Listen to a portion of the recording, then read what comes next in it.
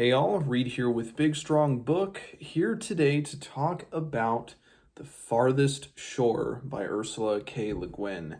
This is the third novel in her Earthsea cycle series, and boy, if you've been following this channel, you will remember that last year I read and reviewed A Wizard of Earthsea and the Tombs of Atuan, the first two books, and I was absolutely blown away by them. And my impression of the series for the longest time had been that it was, I think, growing up, I kind of wrote, when I first heard about it as a teenager, I wrote off the series as just some, you know, YA, stuff that I wouldn't like or I couldn't possibly like. But then when I read it last year, I was blown away, and blown away absolutely with both Wizard of Earthsea and Tombs of Atuan. And I think Tombs of Atuan was better than Wizard of Earthsea, if I remember my opinion correctly of that. But, more than a year has passed, I think, since I read the second book, and now to approach the third one, and this is the third of 6 total books in the series, and it's just incredible. Excuse me. And I think that it might be, and maybe I'm getting too far ahead of myself because I haven't read Tehanu, Tales from Earthsea, and The Other Wind. I haven't read the other 3 books in this series. But this might be, I think, second only to Tolkien, the greatest fantasy series ever, or the best that I've ever read. Which isn't, because on the surface you might not think it to be the greatest, or that it has the substance within it to qualify as the greatest, or one of the absolute greats. Again, probably second only to Tolkien. And the reason why I think that is, and I described this in my reviews of Wizard of Earthsea and Tombs of Atuan, that Le Guin gets at the very heart of human fear and human desire in all of, in all of her books that I've read, just generally, but then more specifically in this. But she ties it into kind of the ethereal nature a world or a universe can have, in such a way that is beautiful. And then to complement that, Le Guin has her marvelous prose, and she doesn't go overboard with it. That's the thing too. Le Guin she's a brilliant prose stylist, but she doesn't overdo herself. The tendency would be, if you're a really good writer, and you're a really good writer, to overwrite and just purple prose everywhere. But maybe it is that the key to a great writer is when you have the ability, but you rein it in. And not to say that Le Guin reins it in, but she knows how to say a lot in fewer words than other authors might use.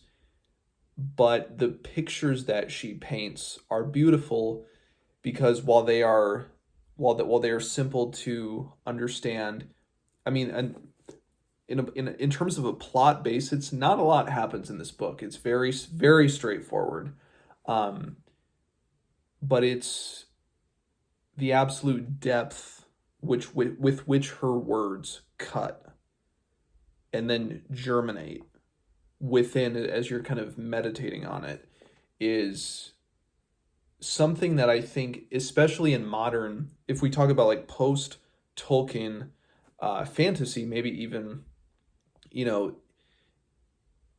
post-60s, if you want to extend it a little farther, that is something that is 100% lost.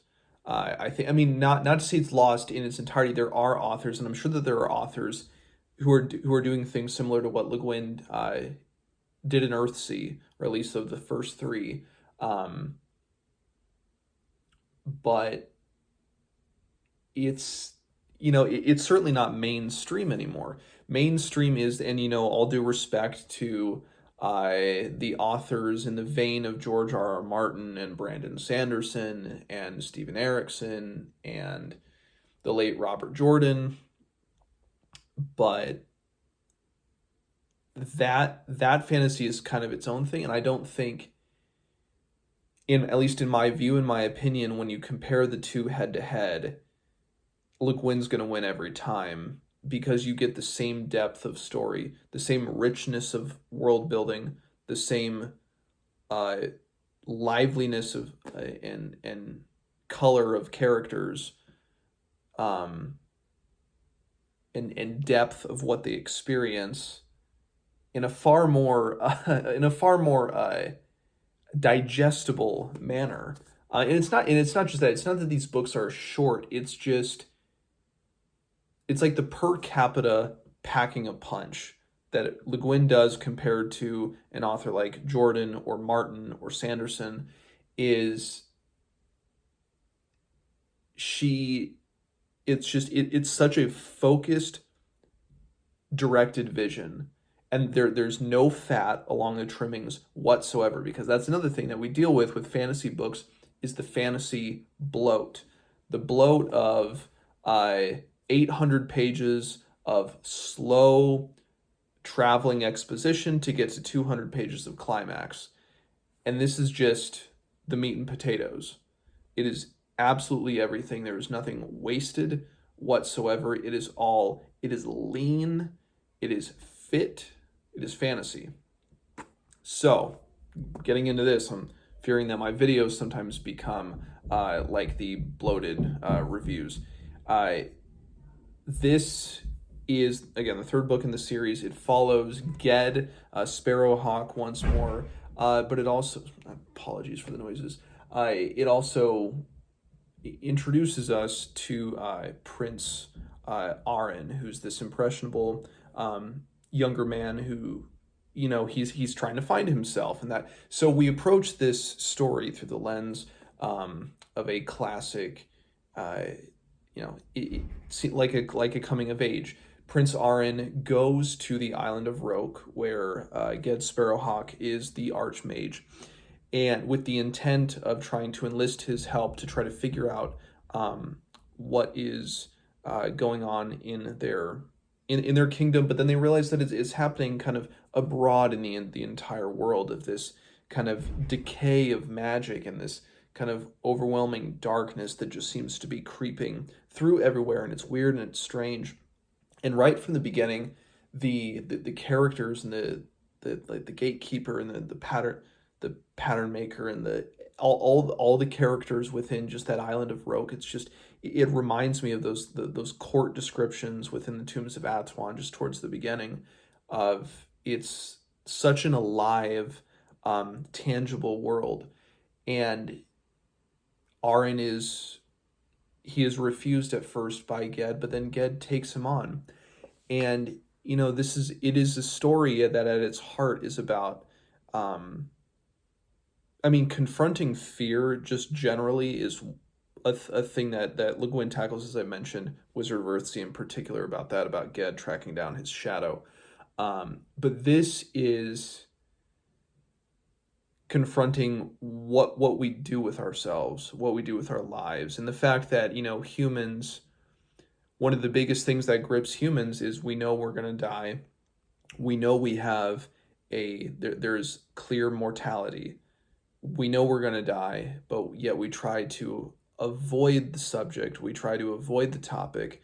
We try to figure out ways to extend our life, to expand our life, to live longer, to live, but not necessarily always the question to live better, not to live more. And as Ged and Arin kind of come across these figures, these wizards, these people who have magical capabilities, who have kind of given themselves over to this deeper figure working in the shadows, who can promise this kind of eternal life, but it's an eternal life of absolute soullessness and no purpose.